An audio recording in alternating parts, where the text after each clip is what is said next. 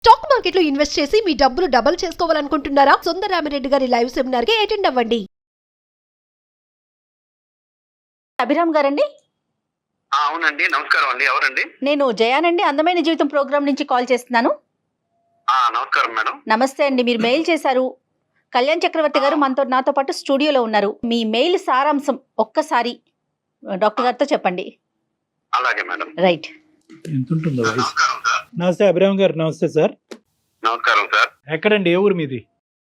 Nellore sir మాది. నెల్లూరు. మాది సంతోష్. కొంచెం అబోవ్ మిడిల్ క్లాస్ సార్. నేను డిగ్రీ దా చదివాను. ఆ, ఆస్తులు ఉన్నాయి సార్. బిజినెస్ చేస్తుంటాను సార్ నేను. ఓకే. Very good. బాగా సెటిల్ అయ్యారు లైఫ్ లో. ఆ, కొన్ని సంవత్సరాలు, ఒక 4 years బ్యాక్, అంటే లేట్ మ్యారేజ్ సార్ నాది. కొంచెం కొన్ని సంవత్సరాలు, ఒక 4 years బ్యాక్ ఒక అమ్మాయిని సెట్ చేశారు సార్. అది ఆ అమ్మాయి బెంగళూరు. ఆ అమ్మాయి పేరు సంధ్య, సాఫ్ట్వేర్ ఇంజనీర్. ఓకే అండి. ఎప్పుడైంది సార్ మీకు ఏ వయసు అప్పుడు పెళ్లి అయింది? సంజయ్ గారికి ఆ టైం అప్పుడు వయసు ఎంత? ఆవిడకి నాకు ఒక 6 years గ్యాప్ ఉంది సార్. సో మంచి అమ్మాయి దొరికింది, కొంచెం లేట్ అయినా కూడాను అని బాగా హ్యాపీ ఫీల్ అయ్యాను సార్. ఓకే అండి. ఆ తర్వాత పెళ్లి చేసుకున్నప్పటి నుంచి అమ్మాయి కొంచెం ఏదో వింతగా ప్రవర్తిస్తుంది సార్. అట్లని నేను తప్పుపడడానికి ఏం లేదు సార్ అమ్మాయిలో. కాకపోతే ఏంటంటే, నీ జీవితం నీది, నా జీవితం నాది. నన్ను నువ్వు ఫోర్స్ చేయడానికి లేదు, నిన్ను నేను ఫోర్స్ చేయను. రెండు ఉన్నాయి. నీకు ఇష్టం వచ్చినట్లు నువ్వు బతుకు, నాకు ఇష్టం వచ్చినట్లు నేను బతుకుతాను. నువ్వు ఇండిపెండెంట్, నేను అంటే ఇండిపెండెంట్. ఫర్ ఎగ్జాంపుల్ ఏమన్నా చెప్పండి. అంటే మీ ఇద్దరి మధ్య జరిగిన సంఘటన చెప్తే డాక్టర్ గారికి ఇంకొంచెం సులువు అవుతుంది. అలాగే మేడం. పొద్దున్నే ఆడవాళ్ళంటే ఎలా ఉండాలి? నిద్రలేయగానే వాకిట్లో ముగ్గేసి ఇల్లు చిమ్మాలి, అన్ని ఉంటాయి కదండి. భర్తతో బాగా అన్యోన్యంగా ఉండాలి. అలా ఇంకా అన్ని ఉంటాయి కదండి. బంధువులు వచ్చినప్పుడు బాగా చూసుకోవాలి వాళ్ళని, దగ్గరగా ఏం కావాలో ఏంటో అడిగి ఆప్యాయతగా ఉండాలి అని ఉంటది కదండి. అలా ఏం చేయదండి. అది నాకు కొంచెం డౌట్ గా ఉంది, ఆ అమ్మాయికి ఏదైనా సైకియాట్రిస్ట్ ప్రాబ్లం ఉందా అని. ఏంటండి ఈ పనులు చేయకపోవడంతో అదేమన్నా సైకలాజికల్ ప్రాబ్లం ఉందన్న అంత డౌట్ వచ్చేసిందా? ఉందని, లేకపోతే ఇప్పుడు ఇది మన కల్చర్ కాదు కదా మేడం. మానసిక సమస్య అనే యాంగిల్లో మీరు వెళ్ళబాకండి. కానీ అది కాదు. ఇప్పుడు మీ ఇద్దరు పెళ్లికి ముందు కొంతవరకైనా మాట్లాడుకున్నారండి? అభిప్రాయాలు, ఆలోచనలు, వ్యక్తిత్వాలు తెలుసుకున్నారా? ఎంతవరకు మాట్లాడుకున్నారు? ఇది నా ఉద్దేశం, నా ఆలోచన, ఇది నాకు రాబోయేటటువంటి భార్య ఈ విధంగా ఉండాలి, ఈ విధంగా ఆలోచించాలి, వ్యవహరించాలి అనేది ఎంతవరకు మీరిద్దరు మాట్లాడుకున్నారు? అది సార్ అంటే ఆవిడకి ఇష్టమైతేనే మాట్లాడుతుంది సార్. అది కూడాను పెళ్లి రోజు మాత్రం చాలా ఆప్యాయతగా అందరితో బాగా మాట్లాడి సిగ్గుపడటం, అబ్బో చాలా సాంప్రదాయం అనుకున్నాం సార్ నేను. ఆవిడ తర్వాత డే 2 నుంచి ఆవిడేంటో నాకు తెలిసింది. ఆ అమ్మాయి చాలా ఇండివిజువల్ గా, ఇండిపెండెంట్ గా, మోడర్న్ గా, ముగ్గేయకుండా పోనీ వంట చేస్తారండి ఆవిడ? వంట కూడా తనకి ఇష్టం వచ్చినప్పుడు చేస్తుంది సార్. దేంట్లోనో ఆర్డర్ పెట్టుకుంటుంది. నా గురించి ఆలోచించేది ఏం లేదు సార్. నీకు ఆకలి అయితే నువ్వు తిను, ఆకలైతే నువ్వు తిను. సో అంతే. నేను వండి పెట్టినప్పుడు నేను తినంగా మిగిలింది అక్కడ పెట్టేసిపోతా. నీకు కావాలి నువ్వు తిన్నట్టు మానుకుని నువ్వు కూడా ఆర్డర్ అదే పెట్టుకో. ప్రాబ్లం. బయట మోడర్న్ అయితే పర్లేదు, ఇంట్లో కూడా మోడర్న్. కాదండి. ఇప్పుడు మరి మీ గురించి ఏమంటది ఆవిడ? నా లెక్క ప్రకారం నువ్వు రా, నీ లెక్క ప్రకారం నేను రానంటదా?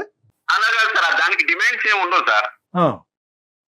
నీ ఇష్ట ప్రకారం నువ్వు ఉండు, నా ఇష్ట ప్రకారం నువ్వు ఉండక్కర్లేదు. రైట్. ఓకే. ఇంకా మర్యాదలు ఇవన్నీనండి మీ కుటుంబ సభ్యులుగా ఆవిడ ఇచ్చేటటువంటి మర్యాదలు? సార్ మొన్న మా అమ్మ, నాన్న, మా తమ్ముడు వీళ్ళు వచ్చారు. వాళ్ళని ఇంటికి వస్తే ఏ ఆడవాళ్ళైనా కూడా పలకరించే, కాస్త అత్తయ్య మామ ఎలా ఉన్నారని పలకరించాలి కదా సార్. ఏం పలకరించారు సార్, హాయ్ అంటది అంతే. వాళ్ళు ఏమనుకుంటారు సార్, పల్లెటూరు నుంచి వచ్చిన వాళ్ళు. కొంచెం ఇవన్నీ అంటే మనకి వినేటప్పుడు ఏ ఆడపిల్ల అయినా ఇలాంటి మాటలుంటే అదేంటి అనిపిస్తుంది. కానీ ప్రాక్టికల్ గా కొన్ని పాటించాలి కదా కళ్యాణ్ గారు. ఒరే అంటారు సార్ నన్ను. ఒరే అంటదా? ఏరా అని పిలుస్తుంది. ఒకవేళ నీకు అంత అభిమానంగా ఉంటే, నువ్వు అంత అల్ట్రా మోడల్ ఉండాలంటే మన ఇద్దరు ఉన్నప్పుడు అనుకో ఒరే అని, నాకేం ప్రాబ్లం లేదు. అమ్మ నాన్న ఎవరు బంధువులు వచ్చినప్పుడు, ఫ్రెండ్స్ వచ్చినప్పుడు ఒరే అని పిలిస్తే వాళ్ళ ముందు నాకు పొరుగు ఉంటుంది సార్. కదండి. ఆ ఒరే అనేటటువంటిది ఏంటి? దురుద్దేశంతోనా, కోపంలోనా, లేదంటే ప్రేమతోనే అని చెప్తుంది. ప్రేమతోనే. కానీ వేరే వాళ్ళ ముందు అంటం అనేది మీకు నచ్చదు. అయినా కానీ ఆవిడ వేరే వాళ్ళ ముందే అంటది ఒరే అని. అది బయట వెళ్ళినప్పుడు ఫ్రెండ్స్ అంటారు కదా సార్, వీడి వల్ల వీడికి అసలు గౌరవం లేదని చెప్పుకుంటారు కదా సార్. నేనంత బాధపడాలి. మరి ఆవిడతో డిస్కస్ చేశారా మీరు ఎప్పుడైనా అండి? డిస్కస్ చేస్తే విందు మేడం. అసలు పట్టించుకోదు. తనుందే. అంటే ఇక్కడ రెస్పెక్ట్ ఇవ్వకపోవటం అనే ఉద్దేశం కాదేమో. బహుశా ఏంటంటే తన ఆవిడకి అది ఊత పదం అయి ఉండొచ్చు, లేదంటే అది చాలా క్యాజువల్ వర్డ్ అయి ఉండొచ్చు. ఏ వయసు ఉన్న వాళ్ళన్నా వయసులో పెద్ద అంత ప్రేమ చూపిస్తున్నాను అన్నప్పుడు ఒరే బదులు ఏదో బుజ్జి కన్నో నాన్నో బంగారం చిన్నో అవి ఉన్నాయి కదా సార్, అవి వాడవచ్చు కదా. అదేలేండి, ఏం వాడాలో మనం చెప్పలేం లేండి, కానీ ఏం వాడకూడదు అని అయితే మాత్రం మనం చెప్పచ్చు. ఏమంటారు ఇప్పుడు? ఇంతకు మీ ఉద్దేశం ఏంటి? ఎందుకు మాకు కాల్ చేశారు? ఇప్పుడు ఆవిడ్ని మోడర్న్ నుంచి అండర్ మోడర్న్ చేయమంటారా? ఏమంటారు?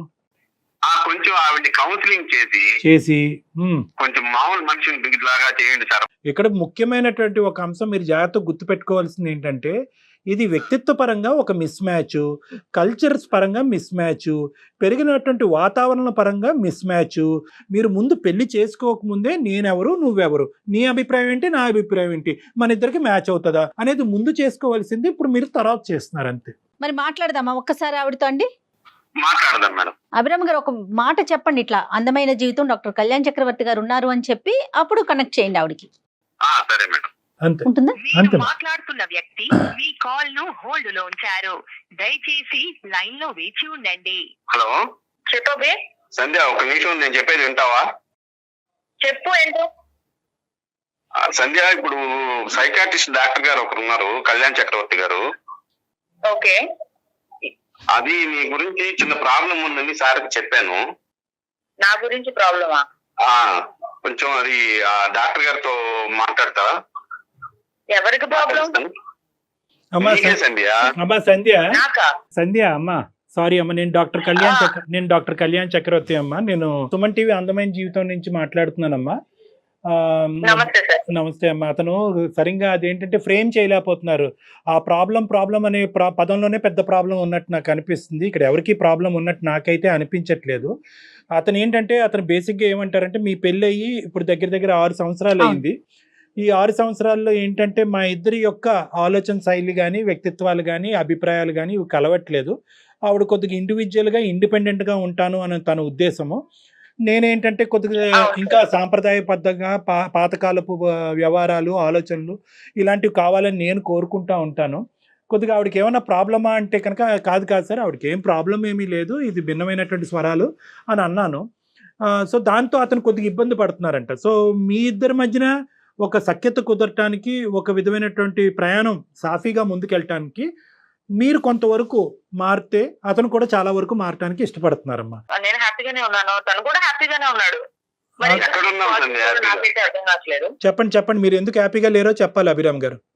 సార్, ఇప్పుడు మామూలుగా ఆడవాళ్ళు అంటే ఇంట్లో వాళ్ళు, భార్య అంటే ఆడవాళ్ళు అంటే ఎలా ఉంటారు సార్? మామూలుగా పొద్దున్నే లేచి ఇల్లు జిమ్ముకొని ముగ్గేసి ఇవన్నీ చేస్తారు కదా సార్. కాదు, నేను ముగ్గేయడం నీకు పెద్ద సమస్య. ఏమనుకుంటున్నావు నువ్వు? పనమ్మ వేస్తుంది కదా, నేనే వేయాలని ఏంటి?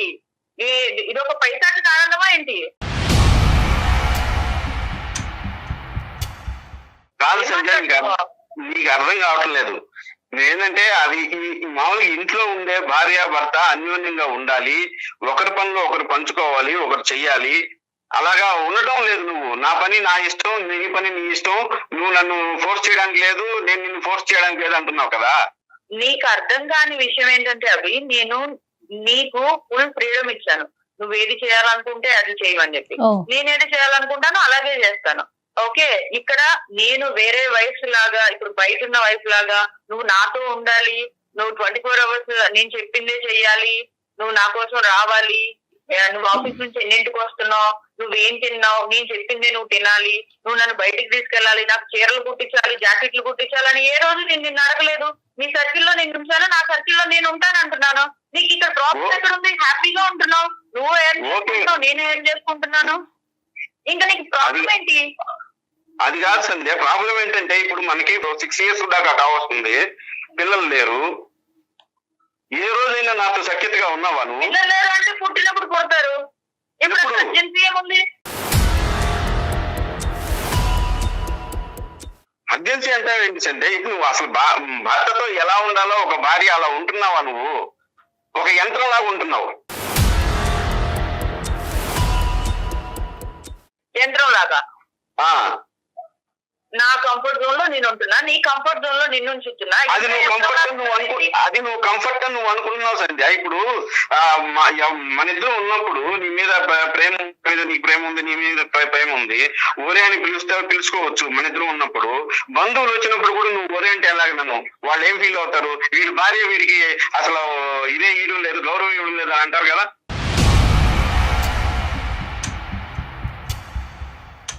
అవి నువ్వు చాలా హ్యాపీగా ఫీల్ అవ్వాల్సిన విషయం ఇది. నేను నిన్ను రా అని ముద్దుగా పిలుస్తున్నాను, అది నువ్వు ఎందుకు తీసుకోలేకపోతున్నావు? బయట ఎందుకు బతుకుతావు నువ్వు? సంబంధం మన ఇద్దరు రిలేషన్ ఏంటో మనకు తెలుసు, పోస్టర్లు అయ్యాక లేదు.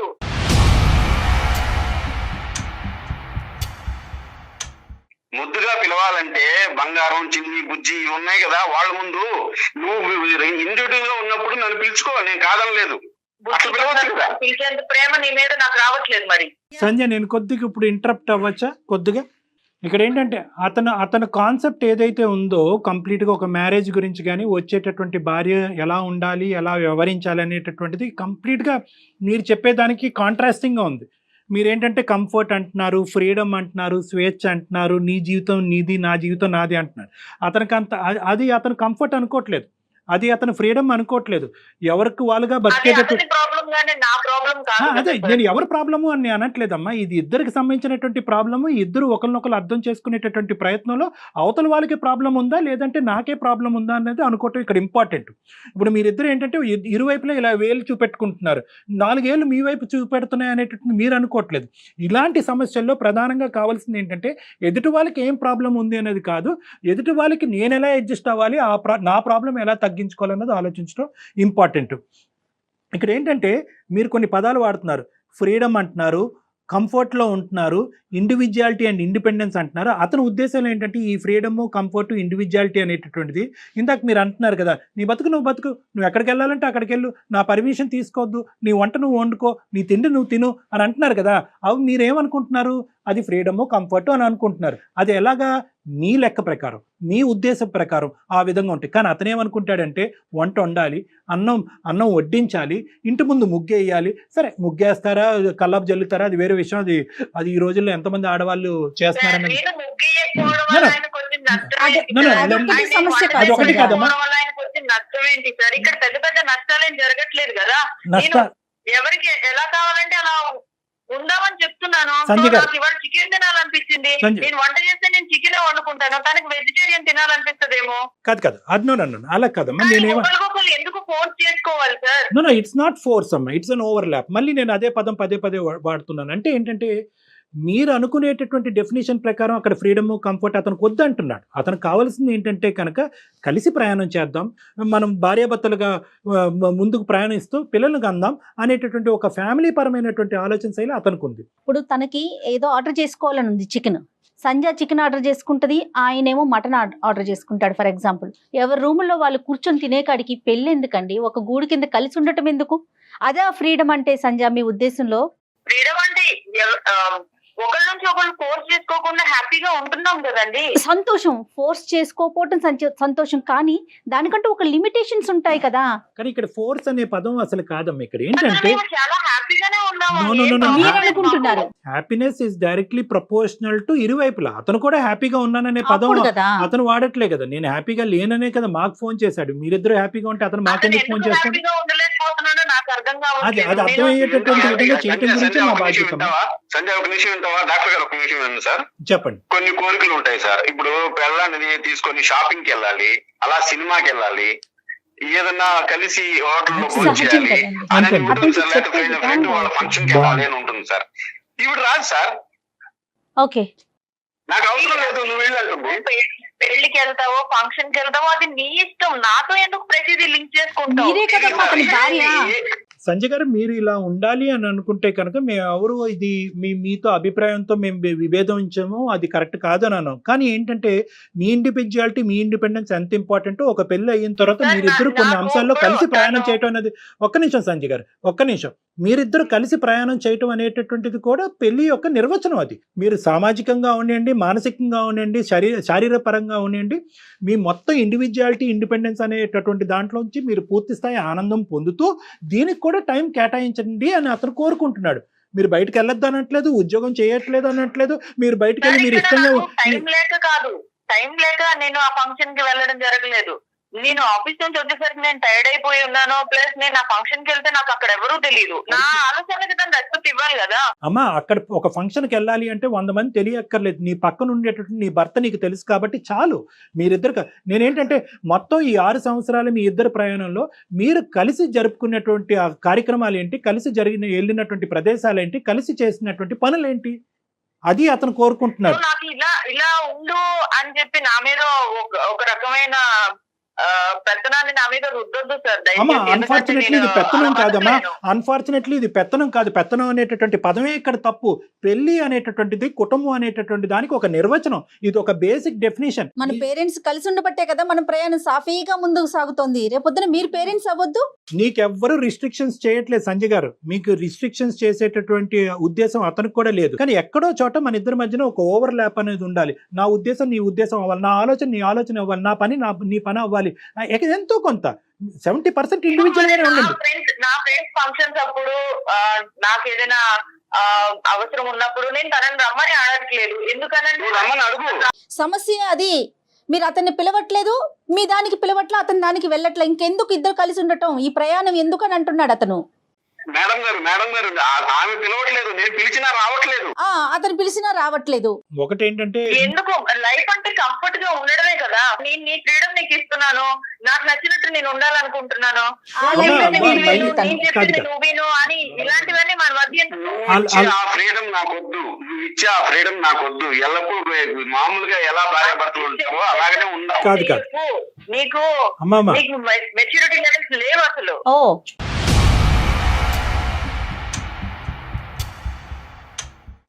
నాకెందుకు లేవు సంధ్య, నువ్వు ఏంటి ఎలా మాట్లాడుతున్నావు? గురించి నీకెందుకు? ఎంత బాగా చూసుకోలేదు, ఇంటికి వస్తే నేను బాగా చూసుకున్నానా లేదా? నువ్వు ఇలా మాట్లాడుతున్నావు. అదే మా అమ్మ నాన్న మా తమ్ముడు వచ్చినప్పుడు నువ్వేం చేసావు? వాళ్ళు పలకరించావా? మళ్ళీ అంటున్నావు, మళ్ళీ కంఫర్ట్ అంటున్నావు, నా ఇష్టం అంటున్నావు. మళ్ళీ వాళ్ళు రాగానే నేను హాయ్ చెప్పాను. ఆఫీస్ లో ఉండి నేను స్విగ్గీ నుంచి ఆర్డర్ చేశాను. ఇంకేం చేయాలి? అదే సంస్కారం. హాయ్ చెప్పి వెళ్ళిపోయేదనా? నేను మీ అమ్మ నాన్న వచ్చినప్పుడు ఎలా చూసుకున్నాను? నేను నాకు ఇలాగే వచ్చు, నాకు ఇలాగే తెలుసు.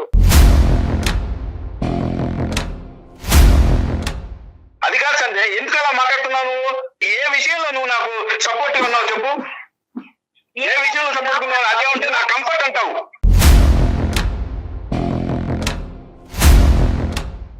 అయితే నీ కంఫర్ట్ సినిమాలో కావాలంటే సినిమాలో జరగదు. ఇది లైఫ్. Be practical.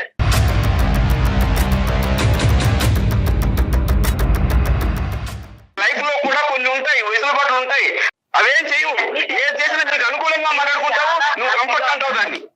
నువ్వు ఎందుకు తీసుకోలేకపోతున్నావు నాకు తెలియట్లేదు. ఏం తీసుకోవాల్సిన? ఇప్పుడు 6 సంవత్సరాలు, మనకి పెళ్లి 6 సంవత్సరాలు అయింది. ఏనాడైనా నువ్వు సంసార జీవితంలో సుఖంగా ఉన్నావా? నాతో అవ్వలేకపోతున్నావు. మనం హ్యాపీగానే ఉన్నాం. ఏనాడైనా నువ్వు సంసార జీవితంలో నాతో సుఖంగా ఉన్నావా? 6 సంవత్సరాల నుంచి. మరి పిల్లలు పుట్టాలంటే ఎక్కడ పుట్టారు? ఎందుకు హ్యాపీగా లేవు? ఎక్కడున్నావు? నేను ఉంటున్నాను కదా.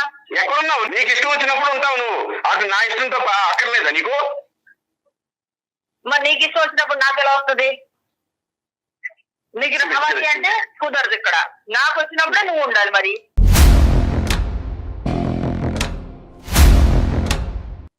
మొదటిగా సత్య, ఎంత ఇష్టపడి చేసుకున్నాను నిన్ను, ఎంత ఇష్టపడి చేసుకున్నాను నిన్ను. చాలా చేసుకున్నాను. ఇష్టం లేదని నేనేం చెప్పలేదే. ఇలా బిహేవ్ చేస్తుంటే ఎలా ఉంటుంది సత్య?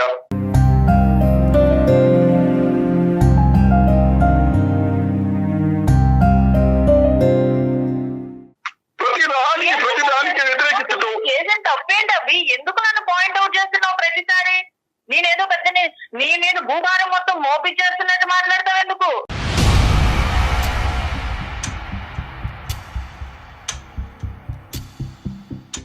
ఒక్కసారి బయటికి వెళ్ళి చూడు, ఎంతమంది వైఫ్లు వీడియో కాల్స్ మెసేజెస్ చేస్తూ ఎంత హెరాస్ చేస్తున్నారో బయట జనాల్ని.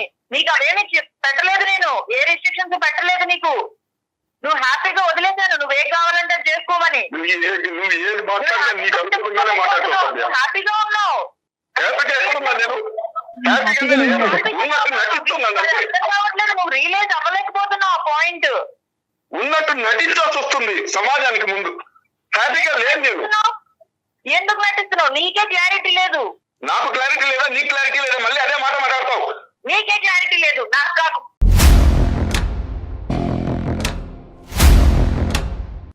గారు ఇలా మాట్లాడుతుంది ఏం చేయాలి? అమ్మ సంధ్య, అమ్మ ఒక్క నిమిషం అమ్మా, మనిషి ఏడుస్తున్నాడమ్మా, మనిషి ఏడుస్తున్నాడు. ఆ విషయమే అర్థం కావట్లేదు డాక్టర్ గారు.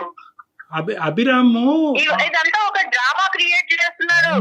అదేనమ్మా, ఇంకా అక్కడ ఏడవలసిన అవసరం లేదు ఇంక ఏడుపు డ్రామా అంటే కనుక మీ పెళ్ళే డ్రామా అమ్మా. అలా అయితే ఇంకా పెళ్ళే డ్రామా, మీ జీవితమే డ్రామా. సంధ్య చనిపోయారా ఇప్పుడు ఏడవడానికి? అమ్మా తప్పమ్మా మాట. ఎవరు చనిపోయారమ్మా? ఏంటో మాటలు? డాక్టర్ గారు, మనసులో ఎంత బాధ ఉంటే, ఆ అమ్మాయి మీద ఎంత ఇష్టం ఉంటే నాకు ఇంత ఏడుపు వస్తుంది చెప్పండి. లేదు సంధ్య, ఇప్పుడు ఇక్కడ చాలా ఇప్పుడు ఏంటంటేనమ్మా, ఇప్పుడు మొత్తం పిక్చర్ అంతా క్లారిటీ వచ్చిందమ్మా. ఇప్పుడు వరకు modern, ultra modern, not so modern అనేటువంటి పదాలే మాట్లాడుకుంటున్నాం, కానీ అసలు ఇమోషనల్గా కూడా మీరిద్దరు కనెక్ట్ అవ్వలేదు అనేటటువంటిది ఇప్పుడు ఈ ఈ సందర్భంలో మనకు అర్థమైపోయింది. ఇది మోడర్నిజం గురించి కాదు. మీరు ఎలా బతకాలి అనుకుంటే అలా బతకచ్చు, ఉద్యోగాలు చేసుకోవచ్చు, పబ్బులకి వెళ్ళొచ్చు, తిరగచ్చు, మీ ఇష్టానుసారం మీరు ఉండొచ్చు. కానీ అతను ఏంటంటే 6 సంవత్సరాల ప్రయాణంలో నీ భర్త ఎందుకు ఏడుస్తున్నాడు, ఈరోజు ఎందుకు ఏడుస్తున్నాడు, ఆ ఏడు వెనకతల డ్రామా ఉంది అనేటటువంటి నువ్వు పదం వాడటం అన్నది నిజంగా హాస్యాస్పదం అమ్మ. అసలు మీ పెళ్ళికే మీనింగ్ లేదు నువ్వు ఆ మాట అంటే కనుక. నా భార్య నా పక్కన ఉండాలి, ఈడు జోడుగా ఉండాలి, కలిసి ప్రయాణం చేయాలి, నా కోరికలను అర్థం చేసుకోవాలి. నీకు అర్థం కావట్లేదు కాబట్టి 2 నిమిషాలు నా మాట వింటే కనుక నీకు అర్థం అవుతుంది. అభిరామ్ గారు,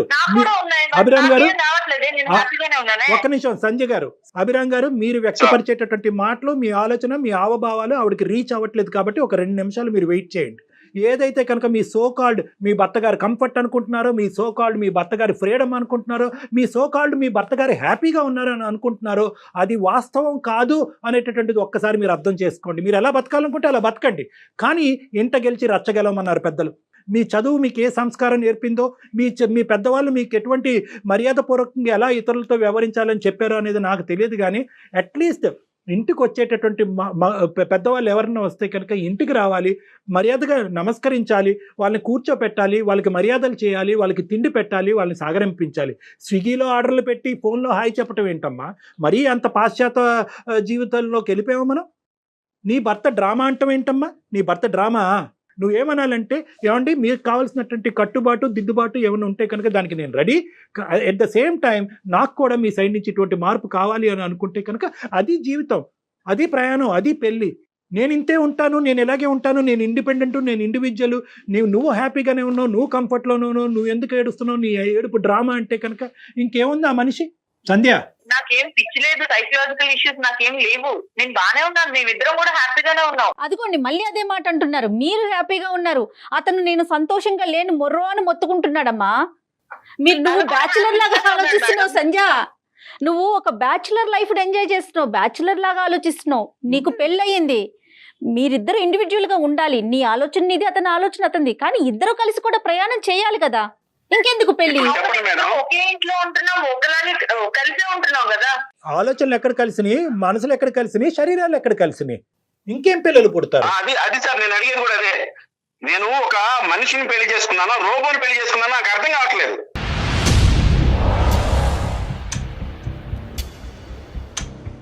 అదే ప్రతిదానికి కంఫర్ట్ ఉంటుంది. ఏమన్నా పిచ్చి పట్టిందా ఏంటి?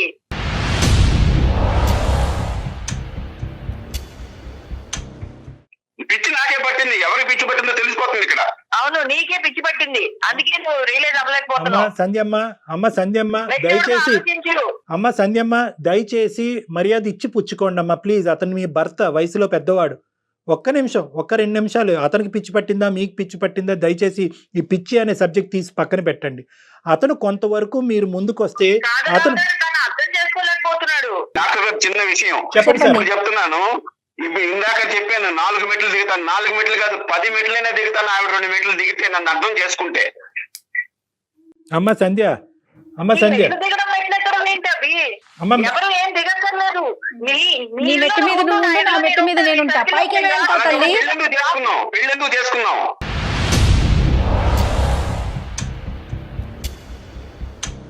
అమ్మ సంధ్య, ఇక్కడ ఎవరు కూడా తప్పు లేదు, ఒప్పు లేదు, పిచ్చి లేదు, ఏమీ లేదు.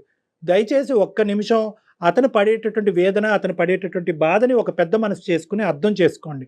అతను పెరిగినటువంటి వాతావరణం కానీ, వచ్చేటటువంటి భార్య గురించి కానీ అతను ఇంకో విధంగా ఊహించుకున్నాడు. బహుశా ఈ డిస్కషన్స్ అన్ని కూడా పెళ్లికి ముందే జరుగుంటే కనుక ఈ దురదృష్టకరమైనటువంటి పరిస్థితి ఉండేది కాదు. అవును. కలిసి ఒక అభిప్రాయాలు కలిస్తే కనుక పెళ్లి చేసుకుని ఉండేవారు, అభిప్రాయాలు కలవకపోతే కనుక దూరంగా ఉంటారు. ఇప్పుడు ఏంటంటే కనుక మీ డెఫినేషన్ ఆఫ్ పెళ్లి డిఫరెంట్, అతని డెఫినేషన్ ఆఫ్ పెళ్లి డిఫరెంట్. ఒకటి Sandhya, at the end of the day అతని ఆలోచనలో ఎటువంటి తప్పు లేదు. అతని ఆలోచనని మీరు విపరీతంగా ఆలోచించద్దు. అంటే నన్ను పక్కన కూర్చుంటే రిస్ట్రిక్ట్ చేస్తున్నాడు, ఫోన్ చేస్తే కనుక రిస్ట్రిక్ట్ చేస్తున్నాడు, నా కథలకి పసిగడు అంటే గమనిస్తున్నాడు, నన్ను ఫ్రీడమ్ లేకుండా చేస్తున్నాడు అని అనుకోవద్దు. మీరు సమపాలనలో మీ జీవితాన్ని మీరు బతకచ్చు, అతనికి కావాల్సినటువంటి సంతోషాన్ని ఇవ్వచ్చు. ఒక్కసారి ఆలోచిస్తే 2 సమపాలనలు ఇచ్చేటటువంటి దానికి పూర్తిగా అవకాశం ఉంది. ఎందుకంటే మీకు వయస్సు ఉంది, దాంతోపాటు ఉద్యోగం ఉంది, దాంతోపాటు అనుభవం ఉంది. కాబట్టి డాక్టర్ అతను కంప్లీట్ గా సినిమాటిక్ లైఫ్ కావాలి అనుకుంటే నేను అంతలా నటించలేదు అంతేమ్మా, డాక్టర్. నేను అంత cinematic ఎలా life. ఉండాలనుకుంటున్నానో సంధ్య అలాగే ఉంటాను. ఒకసారి Cinematic అవకాశం గా- ఉంటే సంధ్య, ఇది మనకి ఫోనుల్లో తేలే విషయం కాదు. ఎంతసేపు మాట్లాడుకున్నా కంటిన్యూనే అవుతూ ఉంటుంది. ఎందుకంటే మీ మైండ్ ఆఫ్ స్టేటస్ లో మీరున్నారు, ఆయన ఆలోచన విధానంలో ఆయన ఉన్నారు. అవకాశం ఉంటే ఒకసారి డాక్టర్ గారిని కలుస్తారా? నేను అది అవుతాం తర్వాత మేడం. డిసైడ్ అవుతాను మేడం. నాకైతే ఇప్పుడు నేను డిసైడ్ అవ్వలేను. అసలు నాకు ఇలాంటి సిచ్యువేషన్ ఒకటి వస్తుందని కూడా నేను ఎప్పుడు అదే అనుకోలేదు. దురదృష్టం ఓకే, అమ్మా. నాకు ఇలాంటి ఆఫీస్ సిచ్యువేషన్ టైం ఒకటి వస్తుంది అంటే అవుతుంది. కనుక 2-3 ఓకే, సంవత్సరాల ఓకే. ముందు సెట్. ఇది ఇంకా డిస్కషన్ ఇక్కడ ఆపేద్దాం. ఏదైనా ఉంటే మీరు మాట్లాడుకోండి. Thank you so much doctor. Thank you.